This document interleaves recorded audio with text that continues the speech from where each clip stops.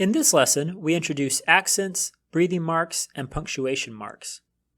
There are three types of accents: acute, grave, and circumflex. When reading a Greek word, simply place the stress on the syllable that has the accent. Listen to these examples. Theos, theos. Peri, peri. Pneuma, pneuma. In addition to accents, you will also encounter breathing marks. Words that begin with a vowel take a breathing mark, and the breathing mark is placed over that initial vowel.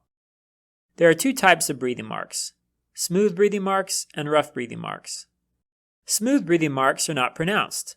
So this word, for example, is Allah, Allah. Note that the smooth breathing mark over the alpha does not affect the pronunciation of that letter. The rough breathing mark, on the other hand, is pronounced by adding an H sound to the beginning of the word. So here, for example, we have hamartia, hamartia. Note that I'm pronouncing that first alpha as ha, not ah. Our second example is huios, huios.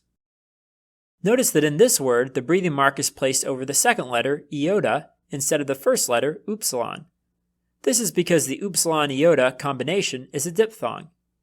In a diphthong, the breathing mark is placed over the second vowel. This final example is pronounced hati, hati. Note that the same letter can have both a breathing mark and an accent. In your Greek text, you will also encounter punctuation marks. The comma and period are the same as a comma and period in an English text, but a semicolon is used for a question mark, and a raised dot is used for a break that you might use a semicolon or a colon for in English punctuation. So here's an example from John 1:21. Now I know we haven't learned what these Greek words mean yet, but let's just practice reading them aloud. I'm going to start by reading each word very slowly, breaking it up into syllables. Note the rough breathing mark on the first word. Because eta, the first letter of the word, is capitalized, there is no room to put the rough breathing mark over the letter. So the rough breathing mark is simply placed to the side. He, le, os. He, le, os. A.